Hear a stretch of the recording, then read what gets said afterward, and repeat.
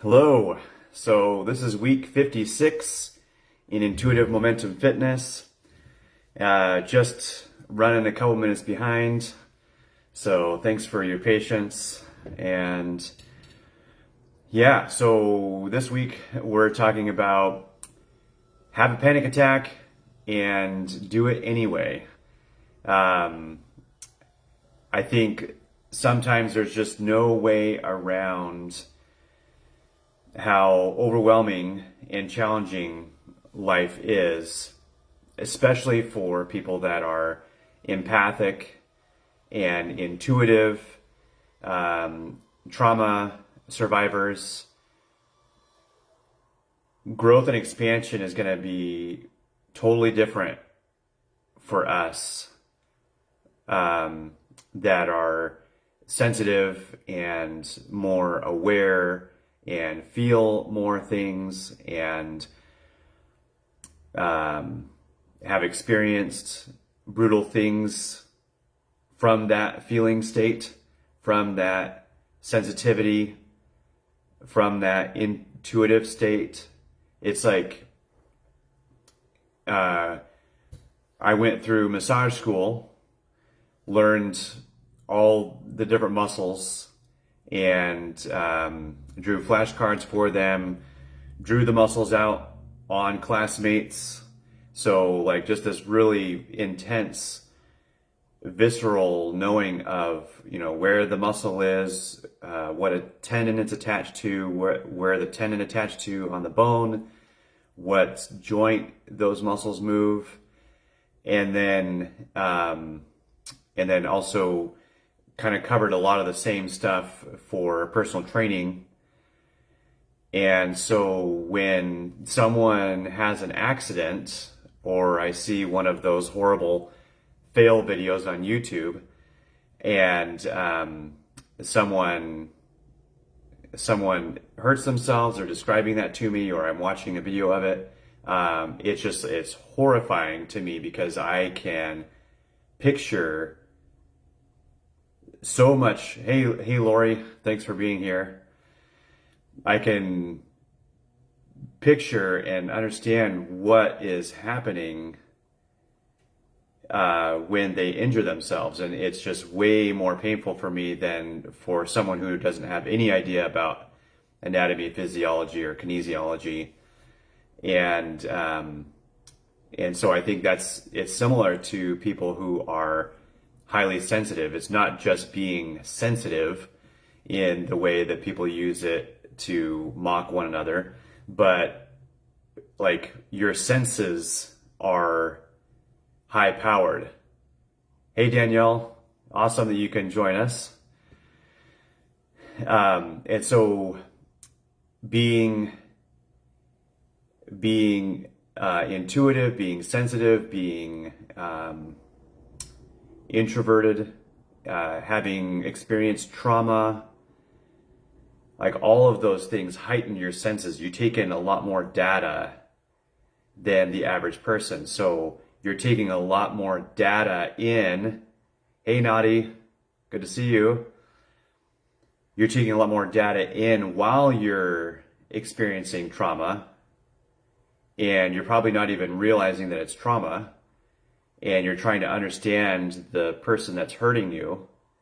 And so you're tuned into them, and not necessarily even tuned into yourself, which is why sometimes I believe that the healing process can be more painful than going through it initially, because as a highly sensitive person, an empathic person, you're going to be trying to understand the abuser and trying to understand why they're behaving the way they are. So you're distracting yourself from your own pain.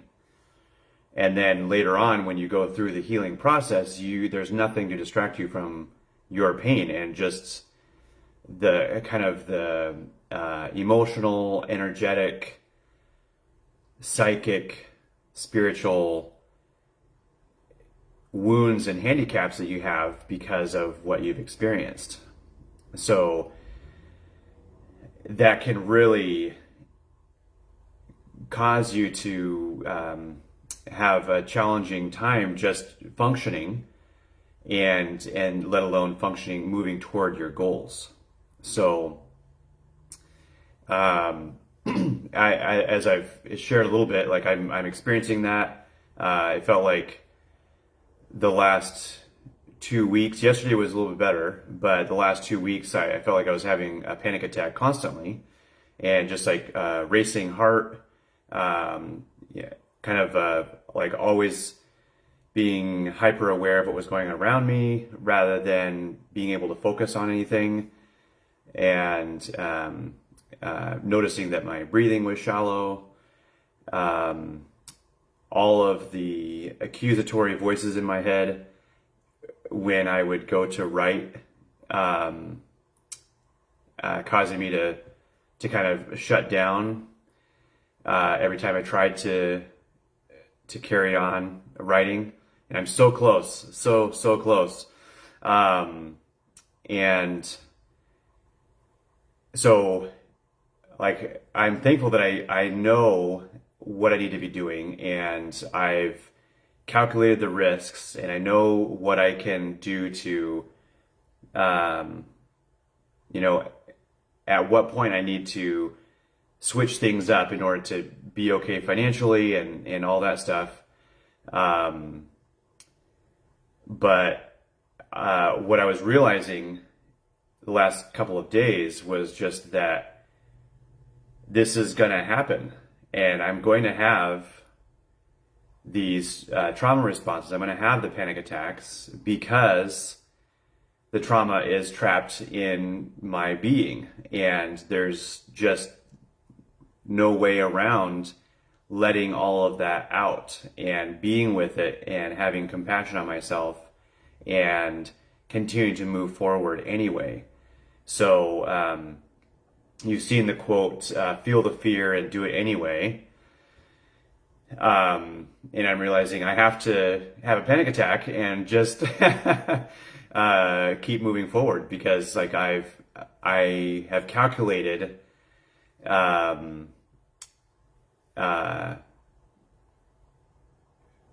the steps I need to take, and I know this is what I need to do. So I'm just gotta, whatever it takes, I gotta keep moving forward, finishing it, and just be okay with it. I think allowing the responses that we have, whether it's like I've been also cultivating a relationship with my anger, because I've never allowed myself to be angry. And there were so many things that I've experienced that I should have been angry about. And anger is just the body's reaction to being violated, having boundaries violated, or being physically violated, or any other way. And so anger is not the problem, even though it was demonized in my childhood. Even though my abuser was angry constantly, and it was somehow okay for him to be angry, but never okay for me to be angry. And so even just experiencing anger, even justified anger, can cause me to have a panic attack, because I'm like, uh-oh, now I'm bad, and all the things that come up with that, and just like the overwhelm of emotion and not being able to take care of other people and being a bad person and all of that. So, allowing myself to be human, allowing myself to experience, allowing myself to have the emotions I have. Like, logically, I know all of this, and I've, comforted myself before in all of this, and yet for some reason this is some kind of different level, because I'm taking bigger risks, I believe, than I've taken in the past. So self-compassion is something I'm practicing, and self-soothing is something that I'm practicing. So I don't have to just have the panic attack and then heartlessly force myself to keep moving forward. I get to do some self-soothing, get to be with my emotions, get to understand what I'm experiencing and where it came from and why it all makes sense, and then practice the soothing techniques of breathing and placing a hand on my heart or tapping my arms or doing a tapping session like the emotional freedom technique, EFT technique session, and movements, either going for a walk or dancing around or shaking. All of those are good for resetting the nervous system. So I get to do those things, and then I get to just kind of, once I've done that, and I may still be having symptoms of a panic attack, but I may not feel better. I may not feel better like until a while after this first book has been published, and I experience something different than what I've experienced in the past when I've brought my creativity forward, and my body realizes that another response is possible. So, like, it makes sense that my body would be trying to keep me safe by preventing me from writing and finishing the book, and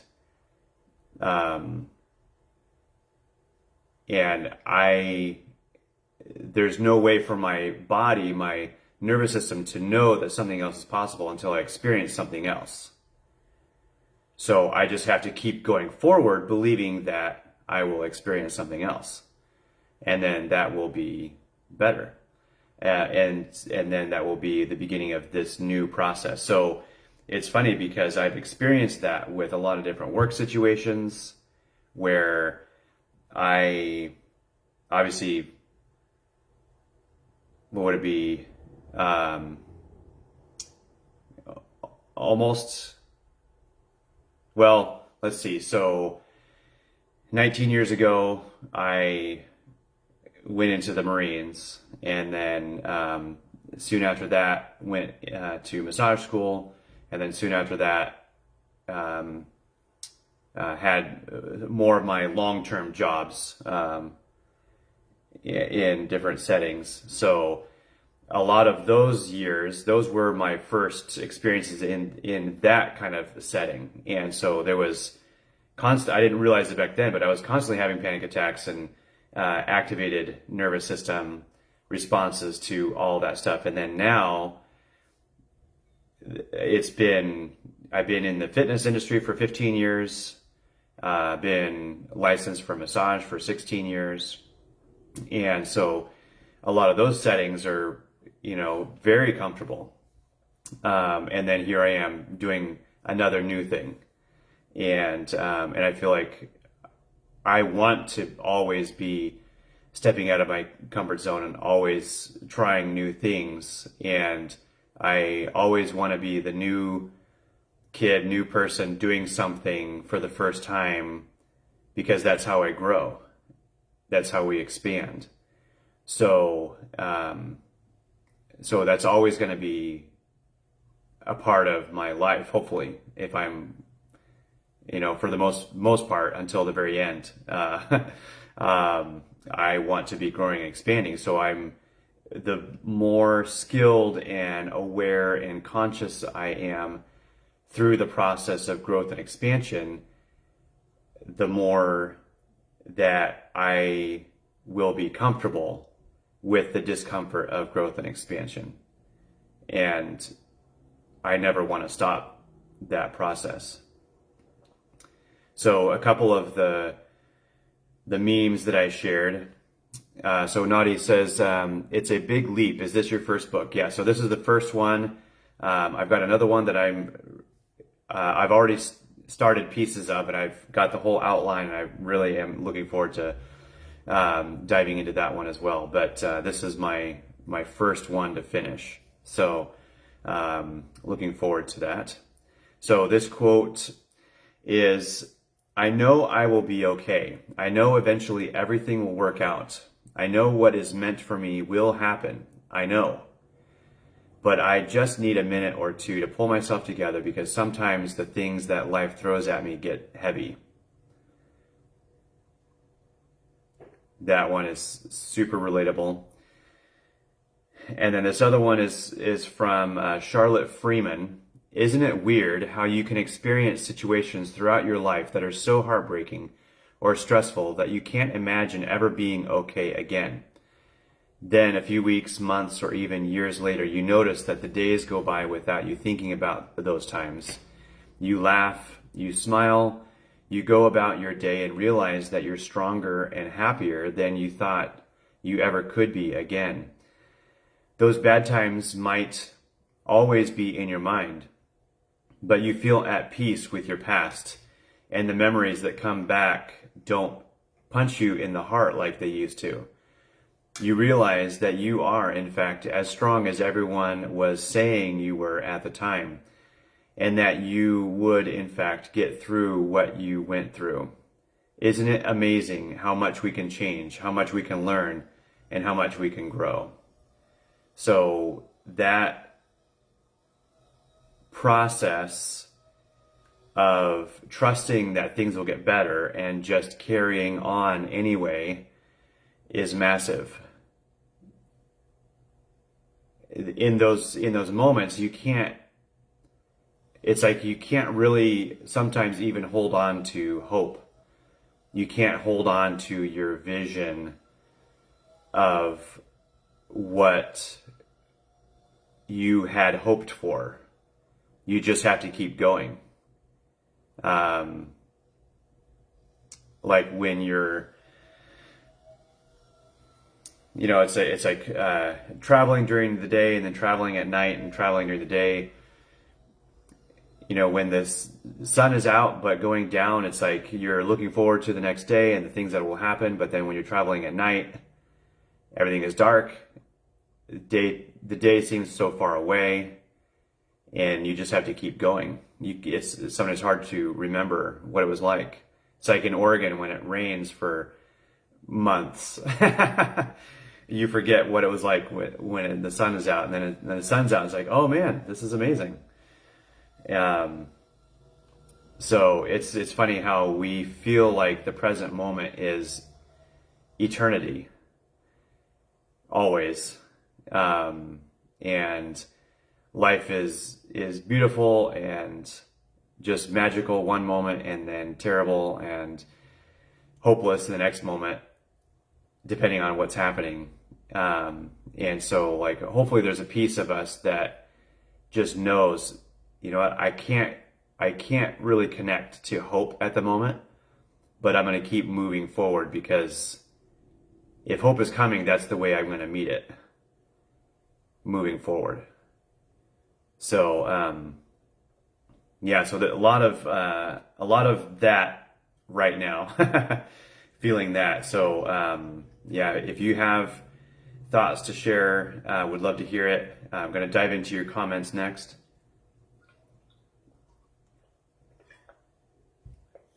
So Lucy says, I was having trouble sleeping Sunday night, and finally at 6 a.m. I realized I had a night-long panic attack. I didn't sleep at all that night, but I did take something to help me relax and finally got some sleep from 6:30 till 10. I did keep telling myself, you're okay, you're safe, you're safe. Fast forward to Monday night, I woke up about 5 times. I'm used to waking up once a night, so 5 is unusual. And oh my gosh, the bizarre dreams. I have no idea what they meant, but I dreamt I left my Mac on a table in a hotel and someone stole it. I was so glad to wake up and realize it was just a dream. So yeah, I can relate to this already. Like the some of the nights, I didn't get much sleep recently as well, and I understand that maybe there's some storms, solar flares, and uh, what are the galactic storms called? Um,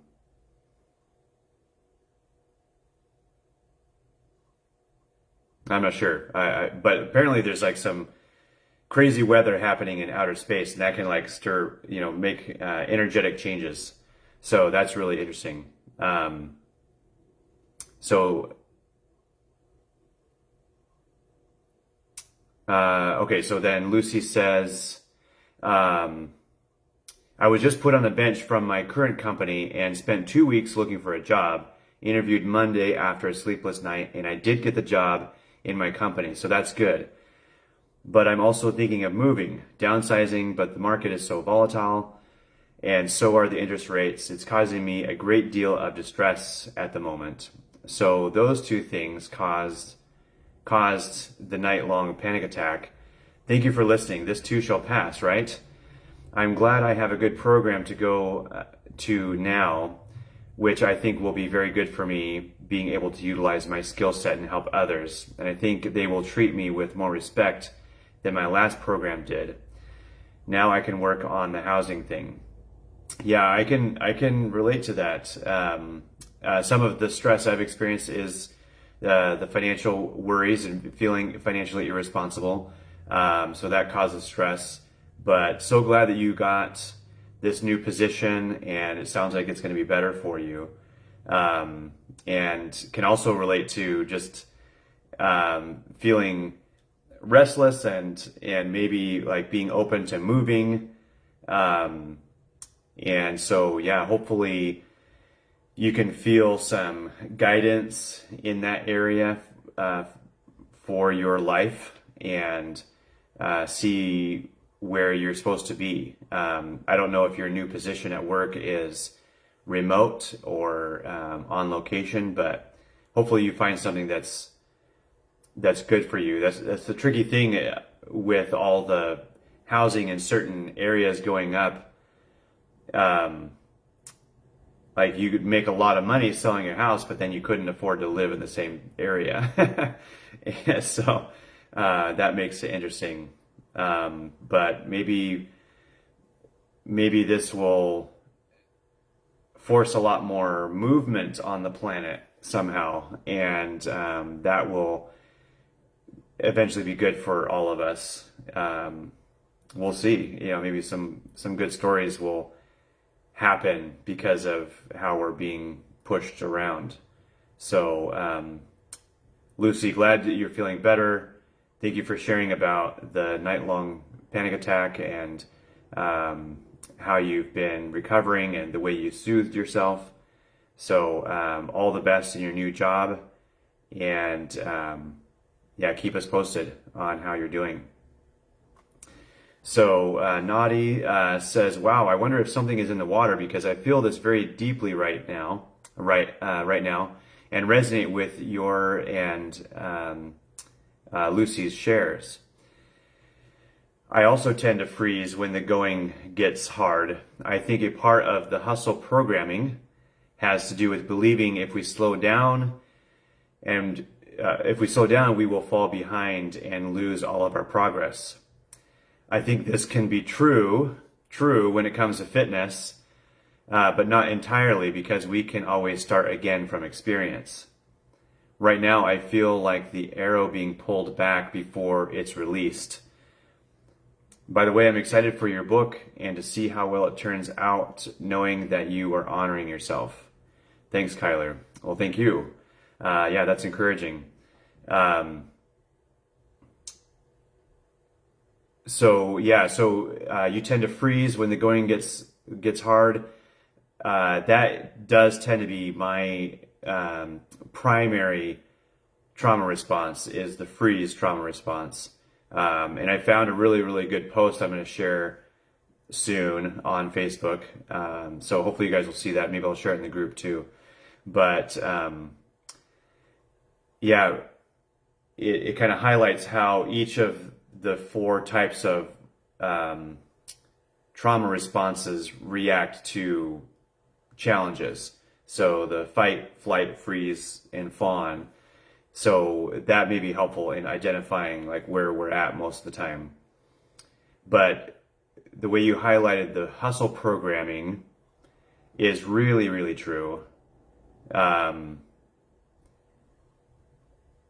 There's been so much ingrained into humanity, generation after generation, about working hard and kind of earning worth through that efforting. And the ones that can do it and survive, however much they have to shut themselves down and however much they have to ignore their own needs and all of that, they are hailed as the champions of hustle. And then anyone who can't keep up is shamed. And we join in with that. We shame ourselves and we shame others. And so it's a tough thing to be on the end of releasing hustle culture and letting ourselves slow down. And what you said about this can be true when it comes to fitness, but not entirely, because we can always start from experience. So that's such a good point. And I think it's always important to listen to your body. So like it felt like a risk to me to split the body 14 ways, to just work one small muscle group each day and not get through the whole body until 2 weeks had gone by, because everything that I had read said that you need to do your strength workouts at least twice a week. So if you do a full body workout, then you've got kind of 2.5, 3 days to recover, and then you do it again. And what I've noticed in my own experience over the last 19 years and working with other people is that every body recovers at a different pace. And so some people are going to experience even more benefit from having longer recovery times. So, you know, if I was to work my triceps, that was on a certain day my muscle group to work, and I didn't work them again for 2 weeks, that was the first time I experienced progress moving forward. And I hadn't before that because I didn't have enough recovery time. So recovery time is so important. And then also coming back to what you said about the fitness, when someone has been fit and then they get out of shape and then they come back to getting fit, they always get fit again faster than they did the first time, because the body knows what they're going after this time, and it can adjust to those adaptations more efficiently. So that's, you know, even if you do have to take time off and you do notice that you're losing strength and losing fitness capacity and losing progress, that's okay. Especially if you've got so much going on and you've got a lot of stress. You need your energy for everything that you're processing. And, you know, maybe it would be beneficial to do a little bit of movement, but you have to kind of walk that fine line very carefully, because you can easily do too much. But, you know, finding how much is that amount that will give you some more energy and not drain you of energy is quite tricky. But if you're in tune with yourself, you can do it. So I'm glad that's inspirational. Yeah, and then I relate to the feeling of the arrow being pulled back before it's released. Like something big is about to happen, but it's not fun right now. And, the arrow is just, going in the opposite direction of where it wants to go. And sometimes it feels like way worse than that. But, I keep coming back to the caterpillar in the cocoon dissolving to goo. Like, I don't know how much awareness it has of its process. Probably more than we give it credit for. But if it has any awareness at all, like, it's got to be terrifying to just allow yourself to dissolve to goo, to not have any form at all, and trust that you're going to be remade into something even, functional, let alone glorious. So yeah, that it feels like I am unmade, and I know you can relate to that. So if you're in a state of feeling unmade before you know what you're being remade into, like, just hang on. The work is happening. It's being done. So good job. So thank you, Nadi, for sharing that. Wise as always.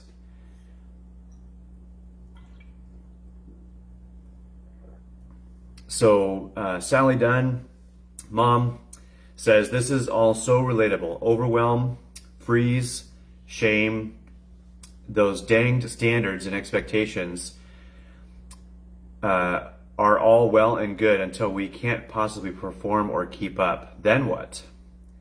All those dispensing advice on achievement aren't actually including advice on self-care. Yep. All I know is sometimes I need to just stare into space and breathe. Yeah. Yep.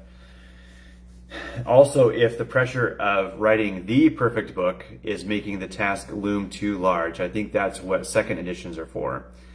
You can add a question and answer section in the back for all the common questions you get. Change the intro, change anything you want to change. It's all okay. I just know a lot of authors say what they really want to say in their second or third book. Perhaps what you're experiencing means you need to write about what to do when we have goals, yet feel like we need a timeout. Yeah, no, that's good. And actually, part of one of the sections in the book is talking about fitness specifically for empaths and trauma survivors. So I'm putting all this as I'm experiencing it into the book. So yeah, that's good. So, but at the beginning you said all those dispensing advice on achievement aren't usually including advice on self-care. And I think that based on what I have listened to, and I know that there are some like really amazing inspirational speakers that have really gone through some stuff, but sometimes there's a lot of inspiration and not a lot of compassion.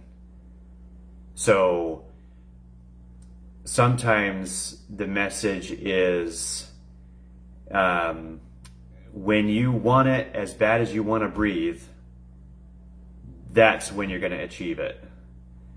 And that's true, but that's definitely not the whole picture, because there's so many things happening alongside that.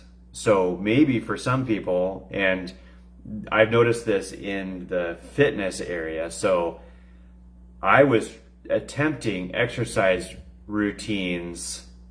Amen to the lack of compassion from some motivational folks. Yeah. From my teens, I was trying, in even preteens, I was trying to get strong and healthy because I had no energy and I had no strength. And so I was trying to get more by beating myself up, basically. But if it worked, I would have kept doing it. But I literally got to the point every single time where I could not carry on. I was weaker and smaller. I lost weight, and couldn't keep up with what I had been doing. So I was driving myself into the ground, trying to be disciplined, and damaging my health. So yeah, you said all those dispensing advice on achievement aren't usually including advice on self-care. So I had no idea how to accommodate myself along the way. And I noticed the same thing in the Marines. Like, the Marines, everything about the physical training in the Marines was meant to push you beyond your limits, beyond what you thought you could do. And people did get stronger because they were doing more than they'd ever done before. But again, there was no guidance for self-care. So, all the guys getting discharged out of the Marines, out of the Army, all of the forces, all the branches for like bad knees and bad ankles and broken bones and all of that, they were tough. They were super tough. They were pushing themselves beyond what their body was capable of dealing with. But that was as far as the training, at least in my experience in the Marines, went. There was never, okay, when you're not in war, here is how you build up your body. And here is how you listen to your body so that you can make sure that you have the most to give when it's time to give everything. No, it was just you give everything. So like all they know is how to drive their body into the ground. I knew by the end of boot camp, by the end of 3 months, 13 weeks of training, that I could focus on a mission and keep driving toward the accomplishment of a mission until my limbs were falling off and I was bleeding out because I had that much mental muscle. I knew I could do that.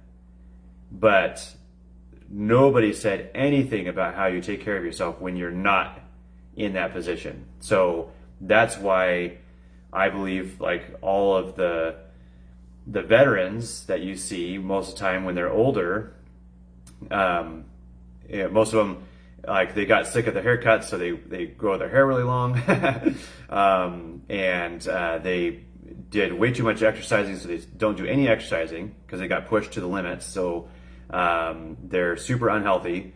They've damaged their knees. They've got all kinds of health issues and substance dependency issues and all that stuff because like they were never taught how to care for themselves, how to find a balance.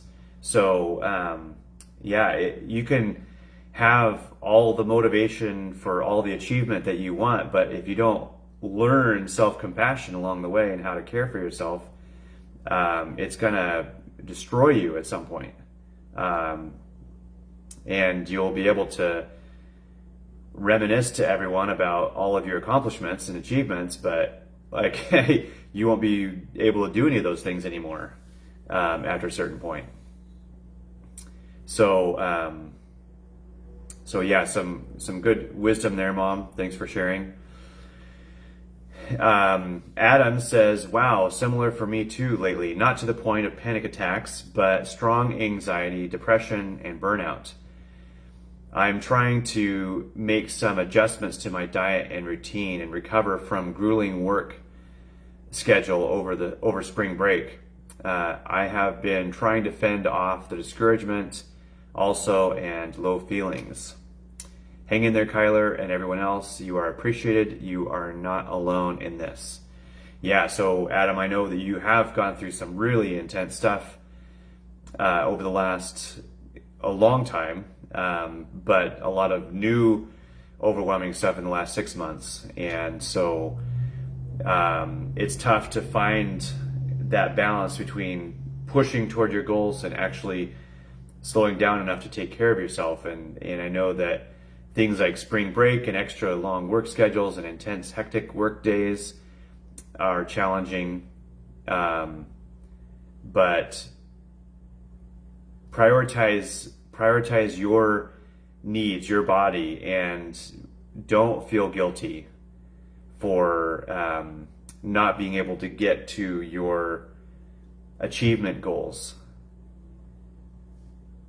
because your body needs get in the way. In the way. You are your most important person, and it's okay to take care of you. And I think from what I know of you, and I feel like a lot of us could relate to this, like you have not been prioritized in your friend experiences, your relationship experiences, your family experiences. And so you're used to not prioritizing you. But if you really want to experience something better, you have to prioritize you. Because then you set the tone for new relationships, and those new relationships will prioritize you as well. And I know all of us tend to be the caretakers, and we would prioritize someone else resting and taking a break when they needed to, and giving them permission and actually taking care of them in that time. And we have to allow the same thing for ourselves. And I'm speaking to myself as well. So, Adam, hang in there. Thank you for sharing. Hope you get some recovery from the spring break. In Oregon, we have spring break this week, so it's extra crazy here at the coast. Lots and lots of people here. And then California, I believe, has spring break next week. So that's interesting. So then Kimberly says, I would love to be there. Wednesdays are tricky for me. Yeah, so whenever you get to see this, hopefully it's encouraging, beneficial to you. I'm not surprised this is coming up now. Healing is in layers, and the deeper and more vulnerable we get about some things, another layer gets revealed. Yet you keep showing up. You keep putting yourself out there. You are doing the heavy lifting. Thank you, Kyler. So proud to call you friend. We can do hard things. Yes, totally. So thank you, Kimberly, for your encouragement, and hope you are well. All right, Papa Chuck. This is good. I'm there. As far as the not being as productive as I planned, hella writer's block the past 2 months in finishing up the second edition as planned by the end of April. That's amazing. Second edition already by the end of April. Sales are not bad for just 2 months of the first edition being on the market, but certainly not enough to totally finance the second edition.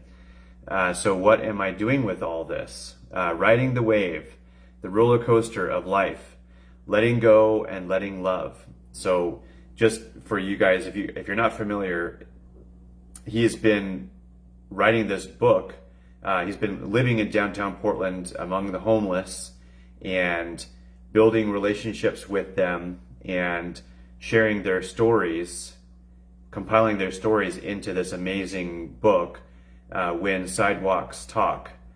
And it's just like a really monumental piece. So it's really cool that the second edition is already being worked on.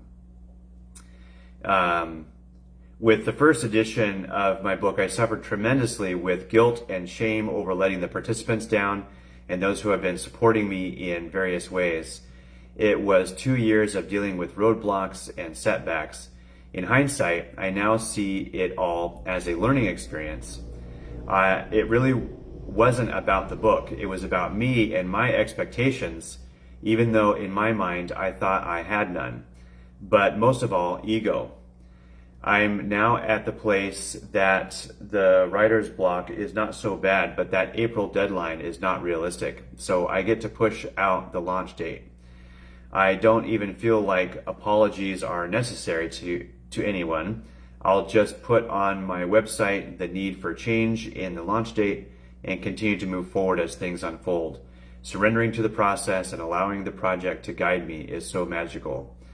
I often lose sight of that, but it's getting better. No anxiety or panic attacks. A little disappointment and frustration, but that's because I care and I believe in the project. By the way, I miss your hugs, brother. Miss your hugs too. We used to work together at the YMCA at my first fitness job in Albany, Oregon. And it's probably been, I don't know, maybe 11 years. I finished working at the Y in 2010, August of 2010. So maybe even 12 years. If I didn't see you after that briefly, but yeah, long time.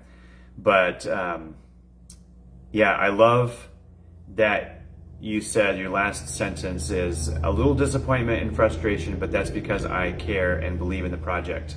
So it's important to, maybe ego gets in there a little bit. It definitely is trying to keep us safe, and sometimes the survival stuff is tied in with ego and things like that. But also, don't discount yourself. That the disappointment and frustration is coming because you believe in the project and you're passionate about it. So good job moving toward that and sharing your passion. So thank you, Chuck, for sharing that and participating. So Danielle says, wow, I was having panic attacks as a child and didn't know it. One of my worst, I got hives. Felt like a giant was sitting on my chest. It was scary how I felt no air coming in. Crazy thing, I was laying down and resting at the time. Yeah, amazing, because it's all physiological. Your body can just shut down from the overwhelm and the panic. I thought it was an allergic reaction. My doctor told me it was a panic attack. I get them a few times a week now. They come when I least expect it. I just try to tell myself to ride the wave. It will pass. It's hard to do that with 6 children all needing your attention and dinner about to burn on the stove. I know they are here to stay, at least for now, and the stress in my life is here to stay. Yeah, there's so much that you're juggling right now, Danielle. And that's a lot to process.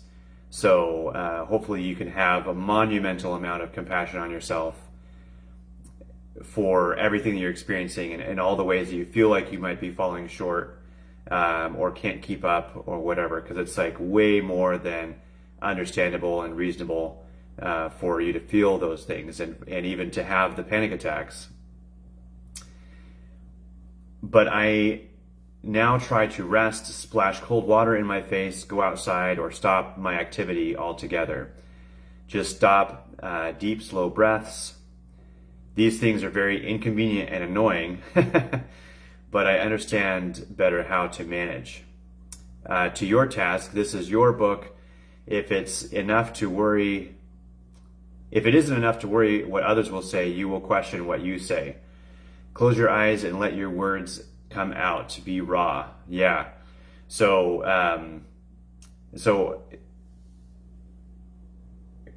sometimes it's literally the panic attack that comes up and all the accusing voices in my head.